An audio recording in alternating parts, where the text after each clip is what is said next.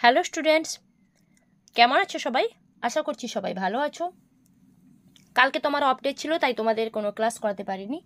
তো আজকে আবার 5:30টার যে জিকের ক্লাসটা আমি নিয়মিত তোমাদের করাই। তো সানডে আমার অফ থাকে, তাই সানডে বাদ দিয়ে আর প্রত্যেকদিন আমি তোমাদের চেষ্টা করি করানোর। তো আজকে আমি তোমাদের সাথে জিকের কিছু গুরুত্বপূর্ণ প্রশ্ন উত্তর আলোচনা করব, যেগুলো আপকামিং কম্পিটিটিভ এক্সামসের জন্য গুরুত্বপূর্ণ। তাই যারা চ্যানেলে নতুন অবশ্যই সাবস্ক্রাইব করো, লাইক করো এবং পাশে থেকো। প্রথম প্রশ্ন, সান্থারা কোন ধর্মের ধর্মীয় আচার? তো প্রশ্নটার মাধ্যমে এটা ক্লিয়ার যে সান্থারা হচ্ছে একটা ধর্মীয় আচার, কিন্তু কোন ধর্মের আচার? সঠিক উত্তর হবে অপশান এ, জৈন ধর্মের আচার।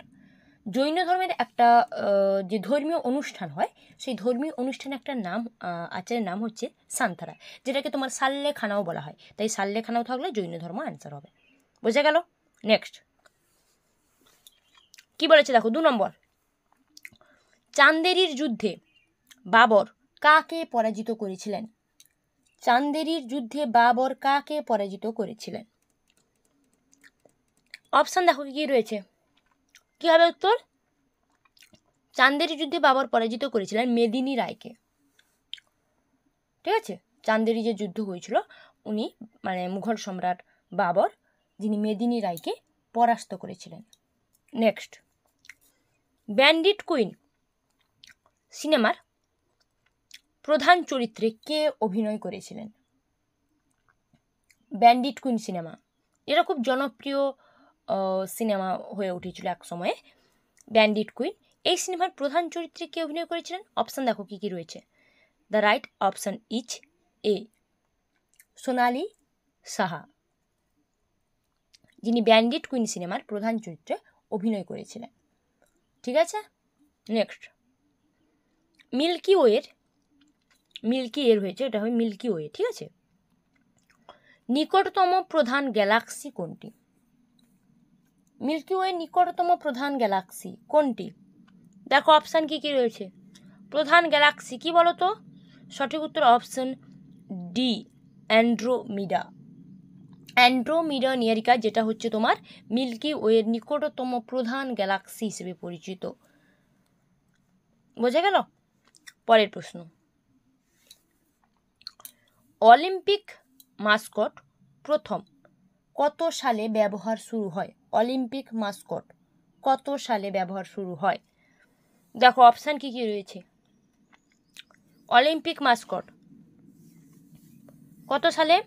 সঠিক উত্তর হবে অপশান ডি, 1968 সালে, যেটা হচ্ছে তোমার শীতকালীন অলিম্পিকে।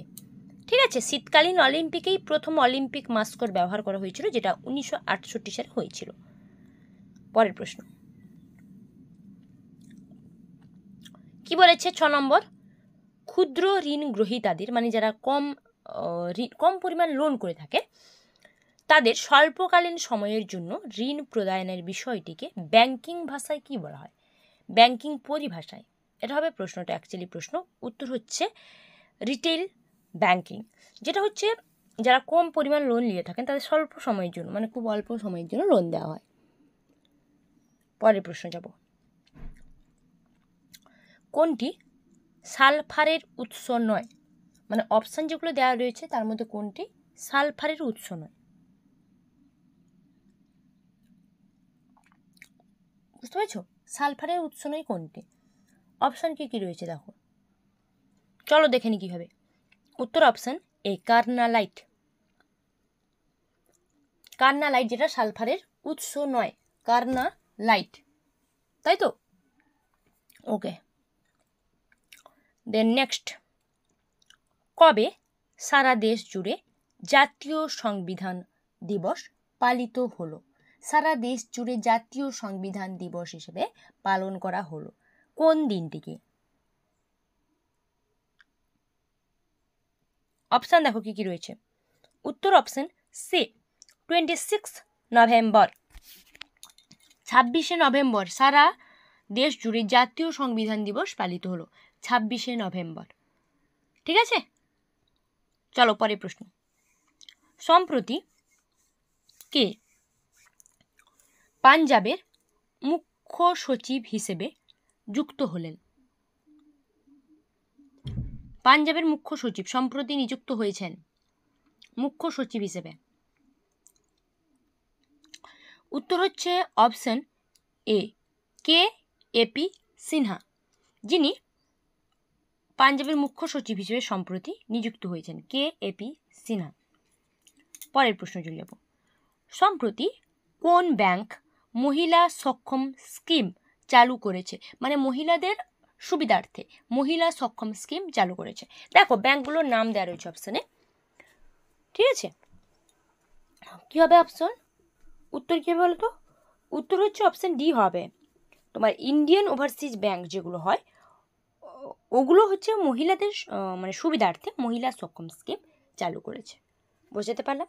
আমি যে প্রশ্নগুলো আলোচনা করলাম উত্তর নিয়ে কনফিউশন থাকলে অবশ্যই কমেন্ট করবে, সাউন্ড সংক্রান্ত প্রবলেম থাকলে সেটাও আমাকে জানাবে।